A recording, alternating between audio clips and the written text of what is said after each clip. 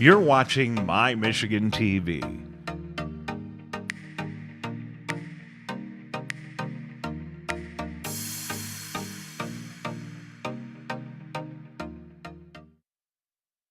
It's time for Lehto Live.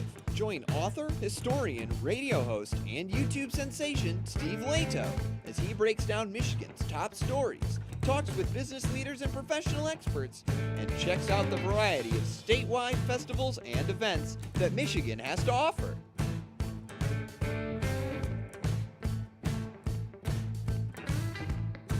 You're watching Lehto Live on My Michigan TV. And welcome to My Michigan Television. I'm Steve Lehto. It's a beautiful day outside. A little chilly. It's not raining or snowing or anything like that, so I'll take it. It's 41 right now. They say the high today is going to be 41. We are where we are going. We're already there. It's 41 degrees.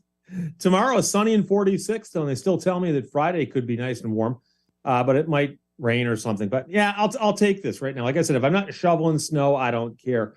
Now, we've talked before about the situation in Lansing with our taxes and the state treasury. And the weird thing is that right now, the state of Michigan is actually flush with cash, as we say. The amount of money they brought in exceeded the amount of money they spent on some levels. I'm not claiming that is an exact description, but they actually have a surplus in their coffers, which is quite unusual for governments, because as you know, governments spend money faster than they bring it in usually. So they've been discussing, what do you do with the surplus? What will we do with the surplus? Well, a couple of things you can do, one of which is if you simply let the laws take effect. There are laws on the book that say if there's a surplus of a certain size over a certain period of time, that the state income tax gets reduced a tiny little bit to make up for it, so that going forward, then people will pay less in taxes and the money will balance out. Now, of course, the problem there is that if something else happens in the future, then you got to raise taxes again. And so is the surplus an anomaly or something we should get used to, right? So Dana Nessel, who's the attorney general, along with the governor and along with apparently both houses of our legislature, have decided that they are probably going to refund the money as a one-time rebate type payment. So if you pay taxes, you get some money back. You might recall that during the first period of COVID, I'm talking 2020 to 2021, there was a point in time where we all got rebates from our car insurance companies, a couple $100 here or there, depending on what state you're in. In Michigan, I believe it's $400 per policy. And so it'd be kind of like that, recognizing that this is probably a one-off. But as you can imagine, not everyone's happy with that. Strangely, some people think this is politicking. And while I agree with the idea, I also have to tell you that sending someone a check for a couple $100 isn't going to radically change how they vote in the next election, especially because we're talking about a $180 one-time payment. One-time payment. Frankly, I think they should take the money and earmark it for pothole fixing. Fix the roads, darn it. So Dana Nessel says expected income tax rate cut is temporary, while Snyder calls it overreach. And of course, politicians will bicker as they do. Beth LeBlanc wrote this to Detroit News. Attorney General Dana Nessel says an automatic income tax reduction written into state law and likely would be triggered this month should only last 1 year, prompting criticism by Republicans, including the former governor, Rick Snyder, who called Nessel's opinion unreasonable overreach. The House Fiscal Agency earlier this year estimated the state income tax will drop at 4.05%, saving taxpayers about $700 million a year. The 2015 law was designed to trigger a tax cut in the event that rising tax revenues exceeded a certain threshold. In an advisory opinion, the Democratic Attorney General said the Republican authored law triggered a tax cut, but it's not permanent relief for taxpayers. Simply put, the statute provides temporary relief based on temporary circumstances. And that was in a 5-page opinion. In case you are curious, the Attorney General of the state of Michigan is not a judge. She is a lawyer, and she is the one who speaks as the attorney for the state of Michigan. Now, generally speaking, an attorney speaking for a client doesn't make law. But as you can imagine, if the governor or the legislature or somebody turns to the attorney general and says, issue or render an opinion on this so that we can proceed legally. The opinions of the AG bear a little more weight than simply an opinion drafted by an attorney for a party.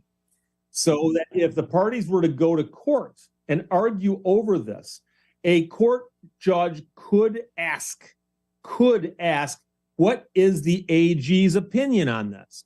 Because it appears that this has not been hashed out in court yet. So some judge somewhere down the road is probably going to have to be the one doing the hashing. And so it's fair for that judge to ask, has the AG issued an opinion? And if so, I'll read it. It is not binding. It is not mandatory, but it might be considered persuasive. That's it. So there you go. Nestle's legal opinion runs counter to that of the nonpartisan House Fiscal Agency and, of course, the various Republicans who are behind the 2015 tax cut trigger law. But it supports a theory that's been floated in Lansing as the governor preferred issuing $180 rebate checks, which would have circumvented the reduction in the income tax rate from 4.25 to 4.05%. So in other words, she's saying, look, let's give everybody the rebate, leave the tax where it is, because that's probably where it belongs. And the question is, does the law mandate the reduction, or does the law allow for a little dipsy doodle like this around? And, you know, it's, I think, 6 of one, half dozen of the other. Quite frankly, like I said, $180 check, one-time payment. Congratulations, we had a surplus. I'd rather hear you say, hey, we'll fix some more potholes with that money. The opinion prompted a joint response from Republicans involved with the drafting and passage of the law back in 2015. Snyder, along with the former House Speaker, the former Senate Majority Leader, and current Senate Republican leaders all agreed the policy was meant to be a permanent reduction, arguing the language could not have been more clear regarding the intent that the tax cut would be permanent. The Attorney General's opinion today is an unreasonable overreach of what was agreed upon, Snyder said. Michigan's taxpayers deserve the surplus dollars now and into the future. House Republican leader Matt Hall likewise slammed the AG's opinion, arguing that the AG and the governor had teamed up to avoid permanent tax relief. Governor had tried at least once this year to avoid the trigger by attempting to move $800 million from last year's revenue forward to the current fiscal year to use for rebate checks. And meanwhile, Hall said, playing word games with the law doesn't change the law. Michigan taxpayers deserve lasting, real relief, not a temporary money mirage brought on by Democrats' partisan tricks. I'm just laughing because of the language. I just think it's interesting. The former governor added that the reduction meant to activate in the event of a large government surplus shouldn't be kept from taxpayers when there are not critical expenses to pay for. The state's current surplus sits at $7.3 billion, $7.3 billion with a B. But the Attorney General's opinion, which lawmakers often use to guide their decision-making, concluded that a Republican-controlled legislature intended the relief to taxpayers to be only temporary. Nestle's opinion on the matter came at the request of State Treasurer Rachel Eubanks, an appointee of Whitmer, who had requested Nestle give a legal interpretation of the duration of the tax rate reduction, and Whitmer has said that she will follow the law. Democrats briefly considered another way to circumvent the income tax cut that would have involved diverting income tax revenues to a fund that subsidizes job creation by large corporations, but they abandoned that plan. Such a diversification of income tax revenue would have stopped an automatic income tax cut. Senate Republicans blocked the plan for issuing the proposed $180 checks next month by refusing to allow a recent tax relief bill to go into effect immediately. And that has to do with how bills get passed in Michigan. Ignore that song you learned about just a bill up on Capitol Hill, because Michigan's got some slightly different things in there, including one about how long it takes for a bill that becomes a law to go into effect. And you can pass a bill with a slim majority in both houses and get the governor to sign it.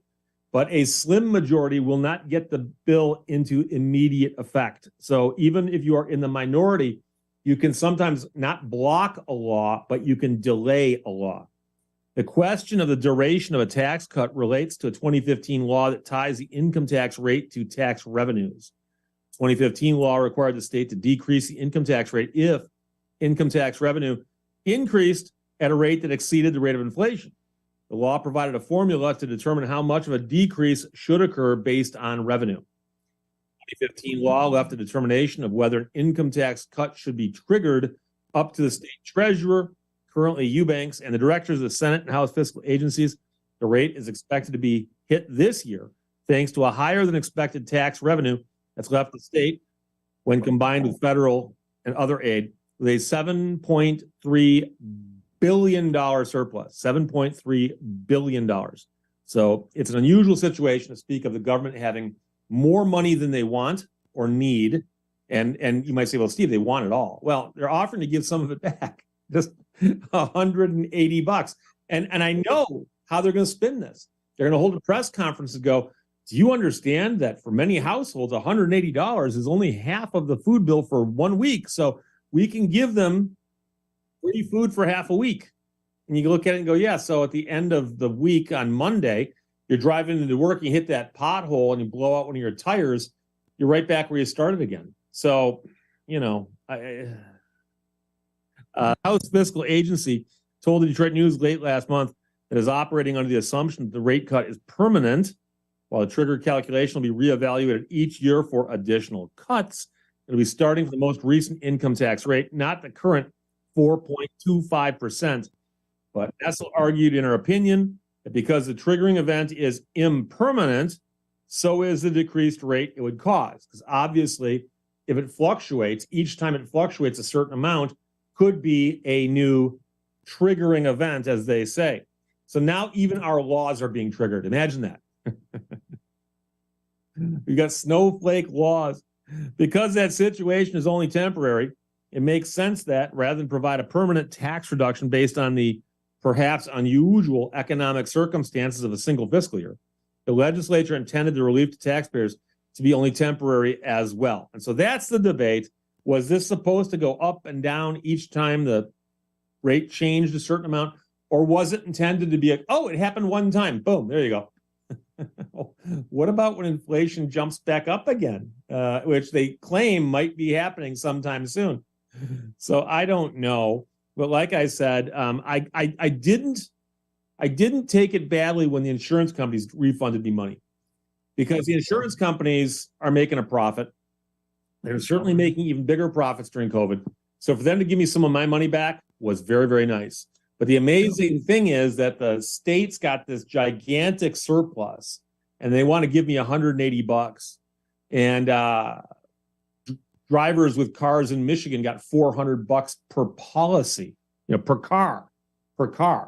And so I've got a couple cars. I got a couple checks, and so I look at that and go, okay. And I don't recall running out and freaking out in celebration about how much money I had to spend because I got those rebates from the insurance company. So I don't think the $180 from the state's going to do it either. So that's the debate right now. They're fighting about that in Lansing, but they always fight about something. And trust me, once they resolve this, they'll find something else to fight about. That'll be coming up next. So hang on. We're going to talk about a brand new antique car tour coming to Detroit right after this on My Michigan Television.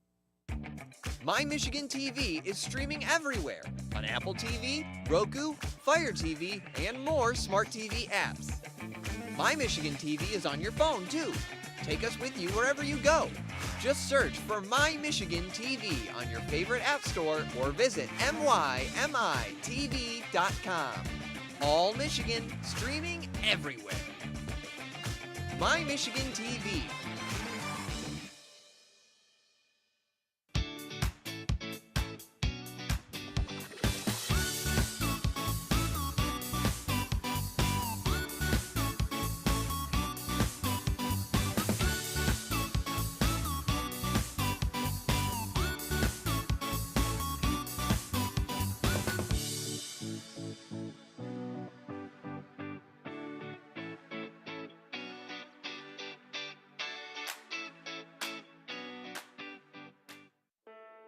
We are connected to our Lake Huron shoreline, all 93 miles of it.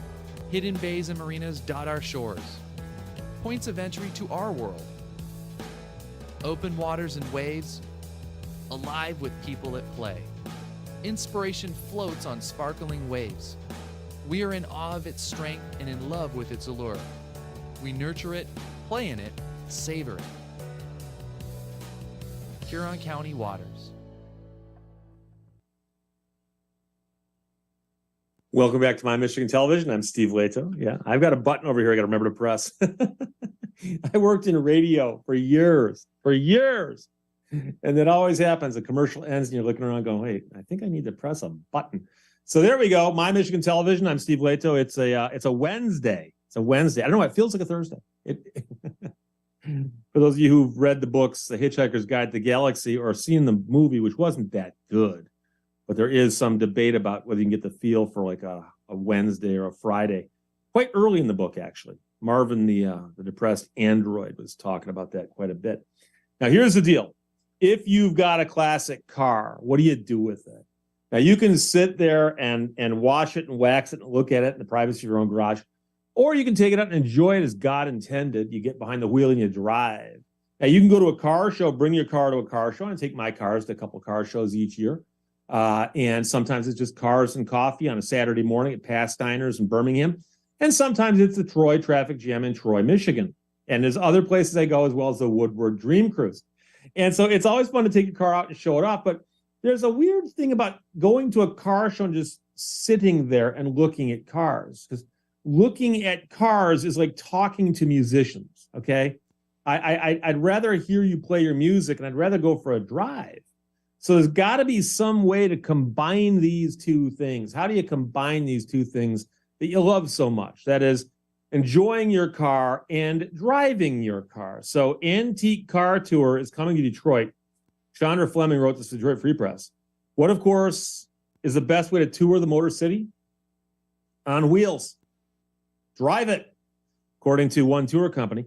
The Antique Touring Company is starting a hop-on, hop-off riverfront loop tour in Detroit starting April 6th that centers around the city's riverfront between Hart Plaza and Mount Elliott Park. The tour kicks off after the Tigers versus Red Sox game Thursdays, April 6th. Will be available after games on April 8th through the 9th. Now, here's what these people do. The Antique Touring Company was founded 5 years ago. They specialize in historical tours of Detroit in antique Detroit-made vehicles. Some of the highlights of the tour include the Detroit Riverwalk, the Aretha Franklin Amphitheater, the historic Lighthouse Depot. The tour also stops at shops and restaurants along the way. Other private tours the company offers include Belle Isle, Corktown, Michigan, Central Station, and Motor City's National Heritage Area sites. And so there's a bunch of this stuff down there. And in fact, there's tours you can take in downtown Detroit where people take you around and show you this stuff. And a lot of it's history in plain sight that people either don't pay attention to because they're too busy working, or it's just stuff that's been there so long it's faded into the background. And history does that. So if you want to participate, the Riverfront Loops tour schedule coincides with the Tigers' home games for the season. The tour will operate before evening games and after afternoon games. Since the first pitch of the Tigers versus Red Sox games at about 1:10, the tour will begin that evening around 4 o'clock to 8 o'clock. As far as the tour schedule after the baseball season, the Antique Touring Company plans to update its website with further details. Company founder Lisa Solarski said that the purpose of the new tour is to provide a more immersive experience.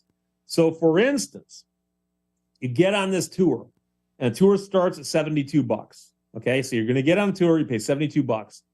For example, you can ride in a 1929 Ford Model A Woody station wagon, nicknamed Josephine, a four-door open car from Allen Park that Antique Touring Company acquired in 2021. So that's just an example of the kind of car that you might get to have this tour in. To schedule a tour, you can call the company, check out their website. And like I said, it is the Antique Touring Company. Antique Touring Company. Google them, you'll find them. Now, Josephine can comfortably seat 7 people, including the driver. It's recommended that online reservations be made for only up to 5 persons. Company also highlights the majority of folks who participate in tours like to bring only 2 people for more room in the vehicles. For larger parties, it's recommended to call the company, but they've got other vehicles. That's just one example of a vehicle that you can take on a tour with you and tour around the area, and they'll stop at these different places. You can see what those stops are going to be, and there's somebody there to tell you what you're seeing and so on. And so this is kind of cool. A lot of places have these kinds of historic rides they offer.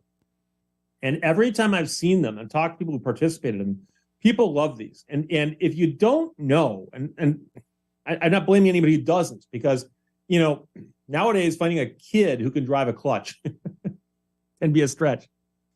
But I've had the opportunity to ride in some pretty cool old vehicles. And I've mentioned before I met Jay Lehto, and Jay actually took me for a ride in the steam car that later burned him. Okay, it was the exact same car. I had a ride in that car back in 2008 or 9. I forgot the exact year. And so, you know, he's giving me a whole explanation about how this car works. And I understand the concept of steam power, right? There's a thing that generates steam. And as the steam expands, it goes into the cylinder, it pushes a piston, just like the explosion in an internal combustion engine. And then the steam, you know, exits, and hopefully you can recycle it and bring it back around without losing too much water in the process. And I believe the white steam car had 2 cylinders. It had the first one, then the second one, and then it went out. And so you get in this car, and the first thing you notice is the steering wheel's on the wrong side. The car was built in 1908. 1908. Okay, this was an old car. So I was going for a ride, and it was 100 years old. Now it's obviously substantially older, as we all are. So we get in this car, and it's right-hand drive. And I go, Jay, is this thing British? He goes, no, this is American. There was a time when they weren't sure which side we were going to have the steering wheels on. So back then, some older cars have it on the right-hand side. Others have it on the left. We just have, so we get in the car, and I'm looking at all these pedals and levers. And the funny thing is, the same way you can get in a car now, and there might not be a description of what this shifter is, which is what confuses the young folks so much. There are levers and knobs and switches inside this 1908 white steam car that aren't labeled. So I look at Jay and I go, okay, Jay, so the steering wheel is this big, and inside of it is a smaller wheel. I go, what's that center wheel do? He goes, oh, that's the accelerator. Car doesn't have a gas pedal. Now, it wouldn't have a gas pedal because it's not a gas engine. But you think of as the pedal you hit to accelerate is the accelerator or the gas pedal. He goes, no, the accelerator is this thing you turn up here. So you're driving down the road with both hands on the wheels, plural. And if you're not, you got a problem. I mean, you can let go, I think, of the accelerator wheel. But also, like, for instance, you have an old, I don't know, Model A or the later Model T. And then, of course, later on, there's another Model A. But I'm talking about the early Model Ts and earlier.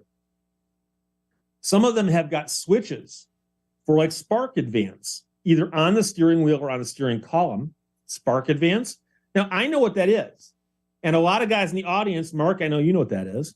People know what spark advance is if you're a little bit older. Okay. Nowadays, you don't worry about it because your engine takes care of that.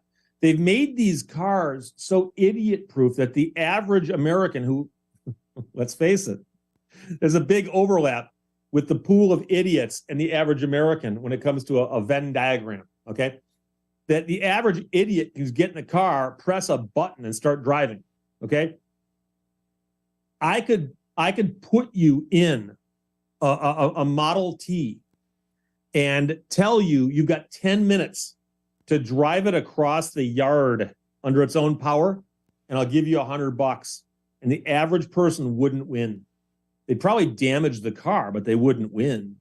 And that's because you got to know what all these little levers and things are. So I find it fascinating to ride in these old cars, not just to experience it and to sit in the old car and drive by, and people are all looking to check out the car. It's kind of fun to be on the other end of that, even if it's not your car. But I'm here to tell you that when you watch a person who's running the car and they know what they're doing, especially if you can ask them, I'm curious, what does that button do? What does that button do? And you find out there's all kinds of really weird things, you know. And so there's some of these vehicles from back in that day. I believe some of them have like a thing you step on for reverse. It's not a different gear in the sense that it's a part of the same gearbox, but you step on this thing. And, the same is true. I had an Army truck, my deuce and a half, that was a military veteran, built in 1969. So think Vietnam era. And I remember when I got it, the guy I bought it from showed me how to get it running, but he just said, flip this, flip this, flip this, flip this, boom, boom, boom, boom, boom. Now press the starter, because it had a starter button. And I learned those steps. And then later on, I got the manual that they give you in the military on how to learn how to operate one of these deuce and a half M35A2 troop carrying trucks. And the thing about it is, among other things, there's a big lever between the two seats that is not the emergency brake. The emergency brake is on the left-hand side of the driver between the driver's seat and the door. So you got to remember that in case of emergency. But of course, it has a 5-speed transmission. So there's a big old shifter over here, the shifting pattern about this big, about the size of an extra large pizza, how big that shifting pattern is. And then between the seats is just another lever. And it's not labeled. It is not labeled. And that, of course, is the transfer case. So you've got to know, number one, that if it's in one of the sets of gears and transfer case, and you want to go high range to low range or vice versa, you got to put the clutch in and move the transfer case lever. It's not labeled. No, no one's here to tell you that, unless, like I said, someone told me. And so you learn these things, and you realize that somebody like your grandfather or great grandfather probably drove one of these cars back in the day, And I'm going to admit something right now I don't like to admit very often. I've never driven a car with a manual transmission with a shifter up on the tree. Every vehicle I've driven that was a manual transmission with a clutch had the shifter down here, 4-speed, 5-speed. Now I've got a Viper that's a 6-speed, but every vehicle, 4, 5, or 6-speed, but down here. I've never driven one up here. Now, I've been in cars with people who have. I had a brother in a 55 Chevy. For years, he had this car. He was this daily driver back in the 70s. And we'd go for rides, and he's just, we're talking, he's casually shifting through the gears. And I remember going, I know what you're doing, but I've never done that before. And the family had 2 station wagons. I may have mentioned this before, built by International Harvester. And one was a 62 or 63, and one was a 68. Really, really ugly behemoths. The neighbors called it the Lehto Mobile. The thing was just a monstrosity. It should have been a hearse or some kind of industrial van or something. It was ugly. But it was a shift, up on the column up here. And I remember driving up north, for instance, my mother driving and 6 kids in the car, and my dad in the passenger seat maybe. And my mom is just, just talking away, shifting away. And I'm fascinated by the old cars. And so if you ever find yourself at a museum or a car show and you see a car you don't recognize, but it doesn't do anything for you, right? It's a 4-door Italian sedan that's ugly. You've never seen one before, but it's a weird color, and it doesn't even look like it's in that such great condition. I don't care. Walk over and look in the window and take a look at the dashboard, because you'd be surprised. We tend to look at cars from the outside. We judge the book by its cover, which is the outside of the car. Walk up and look at the dashboard, and I assure you, there's going to be something in there. It's going to be, what the heck is that? And I went to a Cars and Coffee kind of event that was put together by my friends at the Autopian. David Tracy just moved from Michigan recently, went to California, but he's been on the show before. I put together like a little car gathering over in Troy, Michigan at I believe a Walmart or a Kmart. And we're all sitting around out there, and these people brought out some really strange vehicles. And it's just amazing if you stop and tell yourself, I'm going to actually spend a couple minutes longer, not just blowing up the cars I don't recognize, but just to ask the owner, like, what's that? What's that? And I discovered some of the weirdest things at that one because of the weird collection of cars. But I mean, I've been to some Cars and Coffee where I just walked by and just stopped for a second. And so I went to a Cars and Coffee in Birmingham, the one at Pasteiner's on Woodward Avenue, just north of 14 Mile. Good friends of mine own that store. It's a great place. And I pull in with my Viper. I got a red Viper just like that. And a guy pulls in right in front of me in a red Viper. Same year, same everything, except his is the open top. His is the convertible. Pulls in right in front of me. His is red also. No stripe. So you'd think the cars are twins. They look identical, except, of course, the hardtop difference. The guy stops, gets out, introduces himself to me. We exchange business cards. We're having a fine old time. And I go, what's the story with your car? Because, he asked me about mine. I go, look, I'm the second owner, low mileage. It's completely untouched. It's been modified in one way that most people would never spot, but I lowered the seat 2 inches. But beyond that, I just put a second set of tires on it for the first time right after I bought it. It was on its original tires when I bought it. So I go, what's the story with yours? He goes, oh, I'll show you. He walks over, he pops the hood, and I'm thinking to myself, well, I've seen a Viper engine before. What's different about it? Pops the hood, and there is a supercharger that was custom made to fit into a Viper.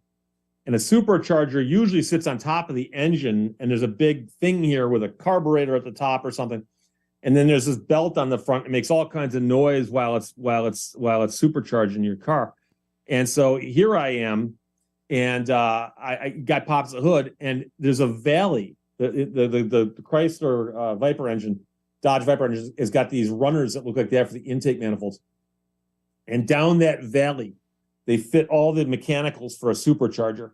And so the hood closes, the stock hood closes over the supercharger. And I go, so the 500 horsepower it came with wasn't enough? And he goes, no.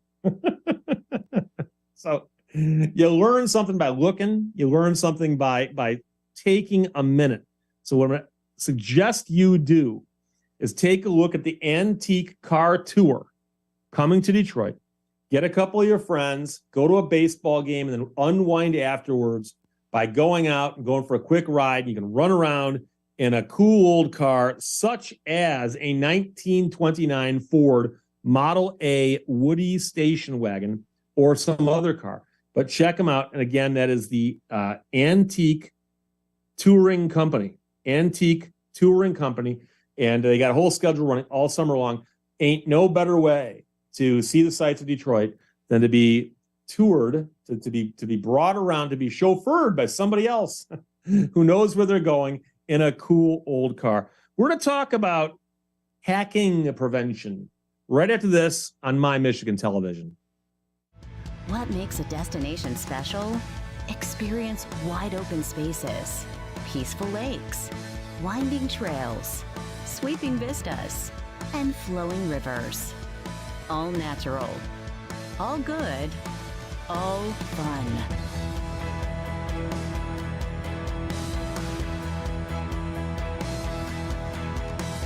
Your all outdoors adventure awaits at GaylordMichigan.net. Pure is what you make of it.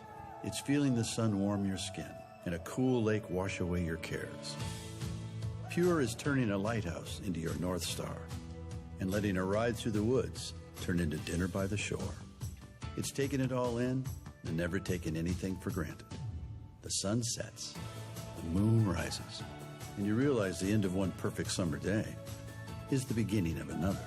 Pursue your Pure in Pure, Michigan.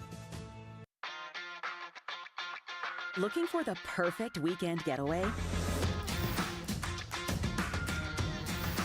Love Lansing like a local. And we promise, you'll love Lansing just as much as we do.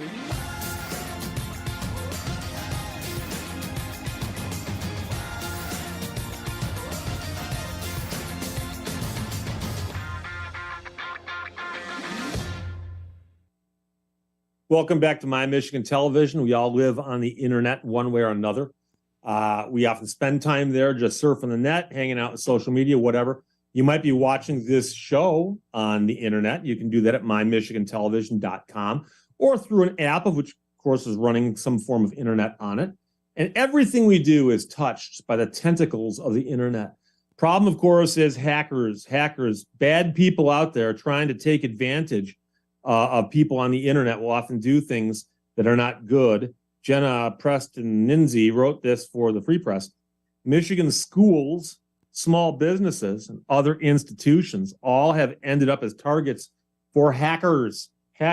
We hear about this all the time. Some company will have their computers taken over by hackers and held for ransom, figuratively speaking. I mean, you still got your computer, but you can't use it because somebody has blocked you out of it, or encrypted all your files or done something like that. So, for instance, Zingerman's Deli in Ann Arbor recently faced a temporary hack of its Instagram account. Michigan State University, the Troy School District, and U of M Health have all been hit by hackers. It's a broader issue facing institutions nationwide as the digital environment presents online security challenges. But there are things you can do to protect yourself, and some of them are rather simple, but if you don't do them, then you won't be protected. So pay attention. Speaking to you.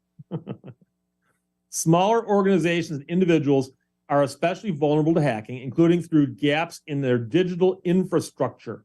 Following safe guidelines can ensure you and your organization stay safe from this threat. Large-scale companies typically face limited hacking threats from state actors or organized hacking groups.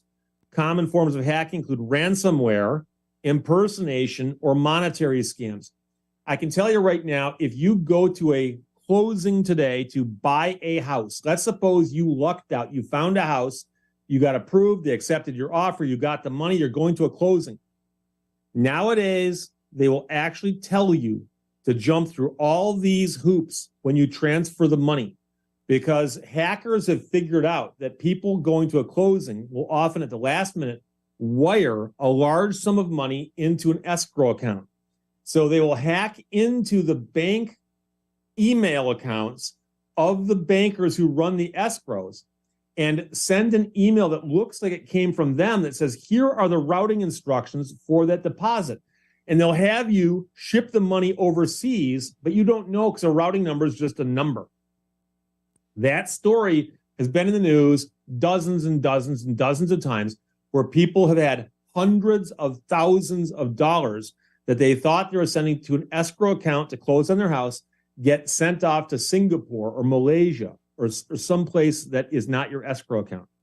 Getting the money back is possible, but it might not be. So that's one of the most common ones you hear about. Impersonation is another problem. I've had people send me messages through Facebook, go, hey, Steve, how's it going? I got a problem.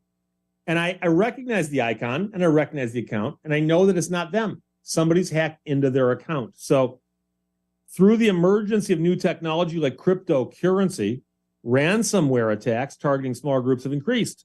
That's from the Associate Professor of Computer Science at Wayne State University, because cryptocurrency, which apparently is the wave of the future, but I have none. I refuse to join you in your crypto future.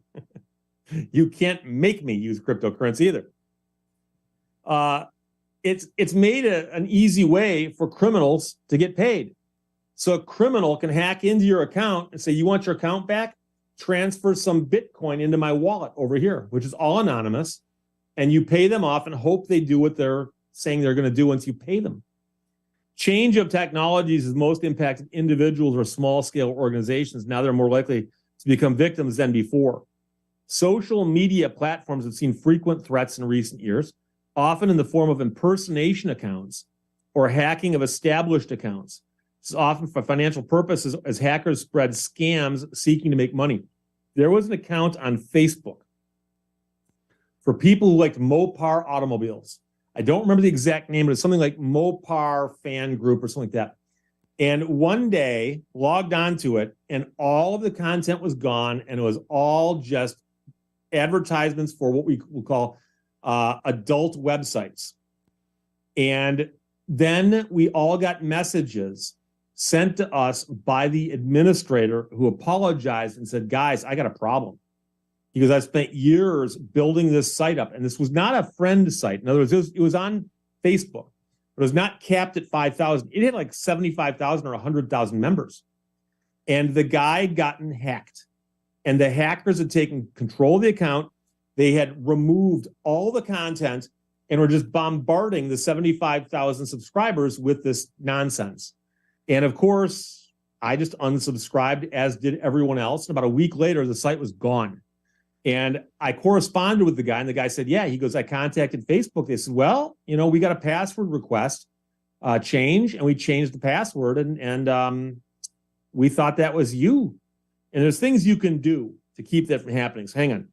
Experts recommend avoid sharing personal details in public social media profiles. Accounts where users choose to share personal information should be private, and users should only accept friend requests from individuals they know personally. But you can also avoid putting things online. Don't put your birthday online. Don't put your mother's maiden name online. If you can avoid these things, try to avoid them. If you can get away with it, put up fake information. Say that you live someplace else. Put up a fake birthday. Good friend of mine gets all these birthday wishes on New Year's Day. He goes, that's not my birthday. He said, I put up January 1st just because they said I had to put up a birthday. So they picked one. Hackers seek information about users in order to create accounts, impersonating them, and then scam their loved ones asking for money. I actually just met somebody a couple days ago who said that they fell for the grandchild scam. And I'm like, no. And guy goes, yeah. Phone call at the house. Woman answers the phone. And somebody who sounds like they're crying and upset says, Grandma, I'm in the hospital and they won't treat me unless I give them $7,000 in cash. Now, if you're in America, you should know that's not a problem. But apparently, Grandma was so concerned that somebody's in the hospital hurt that she wired somebody $7,000 that night. I don't know if it was wired or iTunes gift cards or crypto. I don't know. $7,000. And I said, how long did it take her to realize that she'd been scammed? And he goes, next day when she started telling people, because she wasn't quite sure which grandchild it was. And when she asked, why do you sound funny? I don't recognize your voice. That's because I got a broken nose. I got beat up by a bunch of guys. So the way that these scams are spun is different each and every time. Kevin says the Nigerian prince has gotten sophisticated. Yeah, yes. And he accepts crypto as well as iTunes gift cards. Parents and schools should teach online safety, with youth increasingly using social media and digital devices. Teach them about best practices, what they're sharing, who they're interacting with. Teach them about social media presence or internet presence, or how to use this information securely. Strong passwords is one. So maintaining strong passwords is key to keeping online accounts secure. I actually, a friend of mine's business not so long ago, and I saw my friend reach over and get the voicemail off of her voicemail. And I go, is your password 1234? And she goes, yeah, how'd you know? I go, I watched you do it. 1234. I mean, you've got to step up your game a little bit above the 1234. And I think that might even be the default one that comes with her phone system. This includes using a combination of lowercase, capital letters, numbers, symbols when applicable. And you can also use nonsensical things. In other words, don't use a person's name or a state or a thing, right? I mean, if you're going to use the word Michigan as your password, misspell it. Misspell it. Because I can guess how you spell Michigan. I can't guess how you're going to misspell it. Authentication provides an added security step, requiring users to verify account logins with a phone number or an email. That's called two-factor authentication or dual-factor authentication. I've heard it called several things. But the point is that there are some accounts that are so important that when you log into them, you want them to double-check that it's you, either every single time or anytime you're on a new device. So, for instance, if you've got a work computer, it's on a table, desk, in an office that other people have access to, you're going to want to put something on that to make sure people can't just walk up while you're away, jiggle your mouse, so to speak, wake it up and get into your account. I've heard stories before of people in a bar, for instance, and somebody walking up panicked going, oh my gosh, oh my gosh, oh my gosh, I've lost my phone. Can I borrow your phone?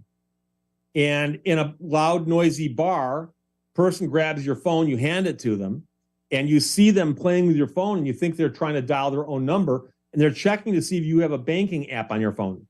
And if you've got a banking app on your phone, they can very quickly transfer a bunch of money into their account and then go, oh, thank you so much, and walk away. And unless you check your app immediately, you might not even know what happened. So a day or two later, you go to log on to your account and $9,000 is missing. And you go, when did that happen? And you realize it happened while you're at the bar. I didn't transfer $9,000 to some stranger. And so you call the police and go, a stranger stole some money from me. How'd they do that? I handed them my phone. You handed them your phone. Let me guess. They got into your app and transferred the money. Yes. How'd you know? Happens all the time. It's kind of like saying they stole money from me. How'd that happen? I handed them my wallet and turned around. Why'd you do that again? Chick said she lost her phone. That'd be funnier to say chick than guy. Okay. Some guy tells me he lost his phone. I'll say, what's the number? I'll call it right now. No. I want to use your phone. No, I'll call it. What's your number? I don't know. I don't dial it that often. Well, how are you going to dial it? Never mind. Institutions should adopt password policies requiring employees to enact secure passwords and to change them frequently. Now, I will tell you right now, I hate that one because I have a computer in my life that no one else has access to. No, it's the most secure computer on earth. I trust stuff in this computer over stuff like inside that mountain out in Colorado where the gates are and war games and all that stuff.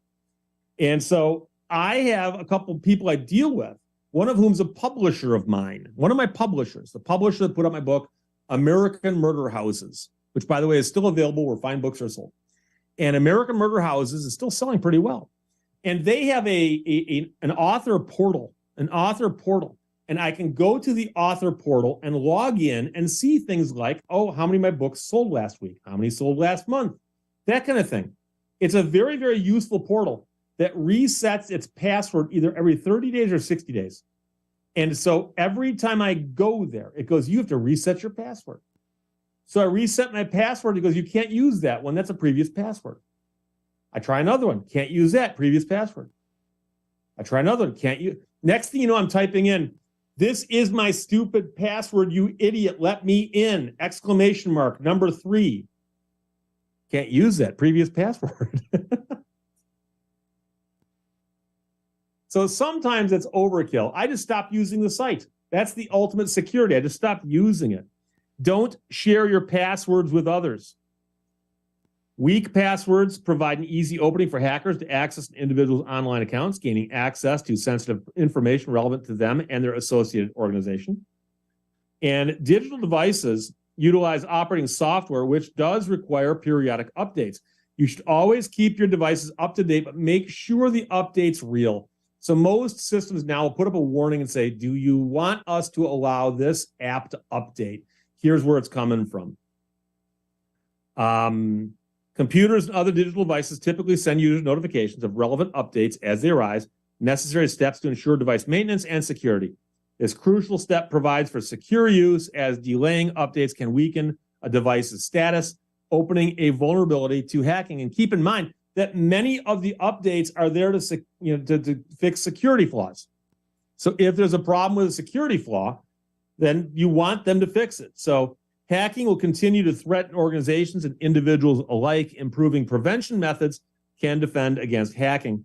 The professor said new technology will come. It'll bring new challenges. And what we need to do is get better at how to track those transactions, how to prevent those things, and more importantly, implement laws and regulations to make sure people are protected. So that's the deal with hacking. But if you have two-factor authentication available on a program you use, you log into something that says, would you like to use dual factor or two-factor authentication? Like your bank, say yes. And it'll say, okay, in the future, if we want to confirm it's you, you'll type in your password and your username, and then it's going to say, we're going to check to make sure it's you. How would you like us to check that? They can email you, they can call your cell phone, or they can text your cell phone. And they'll text you a passcode, and they'll tell you to type it right here. You type it in, and now they know it's you. So a person to hack into that account would need both your username, your password, and access to your cell phone. That one last step means that chances are they're not going to get to you. They'll get to somebody else. So I got in my hands right here, and I think this is going to be a feature I'm going to add to the show because I get so many of these. The last 2 scams that have been sent to me via email as part of Steve's scam email grab bag or something. We'll come up with something right after this on My Michigan Television.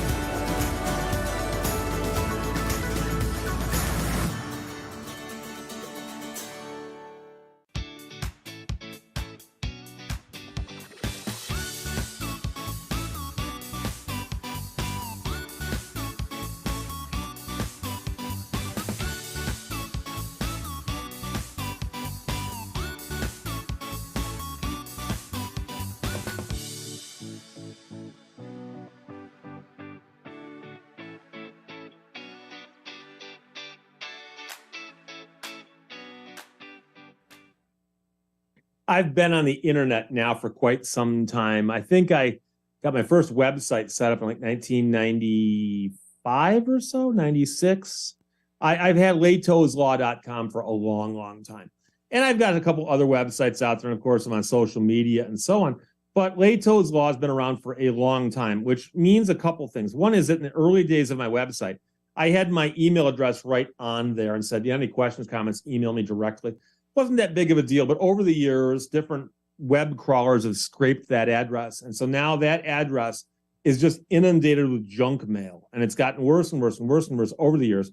I've got some of the most aggressive spam filters on that email address, and still junk gets through every single day. I don't care. I've got other email addresses, but every now and then I go and I check out that old email address and I see the junk that it gets sent there. And it's actually entertaining.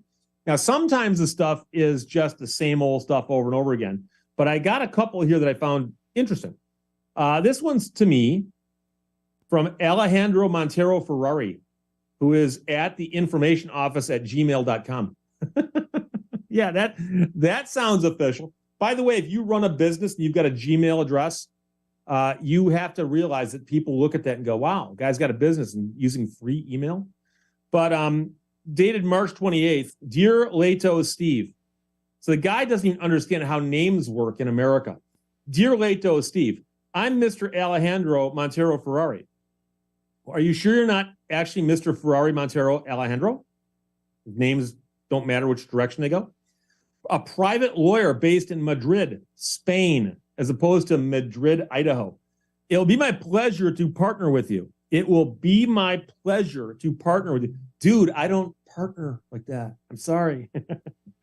I want to present you as the beneficiary of my late client inheritance, Lehto Steve, a national of your country, who made a deposit of 18.7 million euro with a bank here in Spain. Now, the amazing thing is there are other people named Steve Lehto in America. I don't think there's anybody named Lehto Steve, but there's a few other Steve Lehtos. I know of one here in Michigan. I know of one in Minnesota. I know of one in Florida, another out in Seattle. But I doubt that any of them deposited $18.7 million and then died of acute respiratory failure, a complication resulting from COVID. And he left the fund in the bank. Now, why wouldn't you take your money with you when you go, you know? Several unsuccessful attempts have been made to find his large family, but to know that, dude, how hard is it to find a large family? Can't be that hard. I received an official letter from the bank proposing a probable procedure for seizing the fund from the bank under applicable law, in which my client deposited $18.7 million. See, you keep throwing the number around as if that's real. Under government law, as the deceased lawyer, the bank has contacted me. Wait, you're dead? It says he's deceased. I'm the deceased lawyer. I want you to stand as appointed legal beneficiary next of kin, since you bear the same surname identity with my client. So the bank will transfer into your account the inherited amount. Then I will come to your country and you and I will share the money, 50% for me and 50% for you. Hang on. 50% for me, 50% for you. 50 plus 50 is 100%. Oh, the math checks out. I will guide you through the transaction so it'll go in line with the law in our favor. All I need is your honest cooperation. As long as I'm honest with the guy who's running a scam, we're good. I also guarantee that this is based on a legitimate agreement that will protect you from any violations of the law here or in your country. So he's basically saying, look, you have the same name as him. That means you can be his heir. Why would I need the same name? Can I just have the same last name? Wouldn't that do it? If you're interested, please feel free to contact me. And then he has a different address, which, by the way, is always a problem. The return address up here is different than the response address down here. And that's an extremely common thing to do in scams. The other one I got to tell you about, I spoke to somebody who says they know somebody who fell for this one. Subject, I'm giving away piano from a woman named Karen, last name, I won't say it. And it's listed to undisclosed recipients and then blind CC'd to me. So she sent like 10,000 of these. Hello, how are you doing today? I'm looking to give away my late husband's Yamaha baby grand piano to a passionate instrument lover. Please let me know if you'll take it or have someone who will care for it. Regards, Karen. Her husband died. Oh, don't we feel sorry for her? He had a Yamaha Baby Grand, which she can't play apparently, but she wants to give it to a loving home. And someone contacted me before I got this and said, Steve, I work for an institution that got tricked. Somebody offered to donate a grand piano to them. All they got to do was pay for shipping. And guess what? Wherever you are, that piano is the other end of the country. Oh, it's only going to be $900. You pay the money for the shipping company, will ship you the grand piano. You pay the $900 and it's gone. Of course it's gone. It's a scam. Just in case you're curious, a Yamaha Baby Grand brand new will cost you about 20 grand, give or take. So it sounds interesting. But of course, if you contact her and say, yeah, I'll do it, send me pictures of the piano, she'll steal those off the internet. Then if you say, where do I send the money? She'll say, send it to me. And I'll go, well, I'll send it straight to the shipping company. Then she'll say, oh, okay. And she'll give you something that looks semi-real and it's just fake. You send the money's gone. And meanwhile, that's all this person does all day long. By the way, it's not even a woman. And she or he's not even in America. This is just a scam artist sitting in an internet cafe in Africa, Eastern Europe, someplace in Malaysia. Who knows? Just sending these out all day long and saying, wire the money here, wire the money here. And all they got to do is get 1 or 2 people a week, and they're probably making a decent living where they are. So it's a scam. And of course, it's too good to be true. And don't do it. And if you ever get asked about something like that, consult somebody or maybe shoot me a note and say, Steve, you ever heard of this one before? And I'll say, yes, I have. Twice yesterday. So that's going to wrap it up for today. On Wednesday, I'll see you tomorrow on My Michigan Television. They so often do. 11 o'clock until 1. And spring is here. It's still a bit chilly outside, but spring is here, so we'll survive. I'll see you tomorrow. Bye-bye. Don't miss out. Download the My Michigan TV mobile app to stay up to date with all of our programming.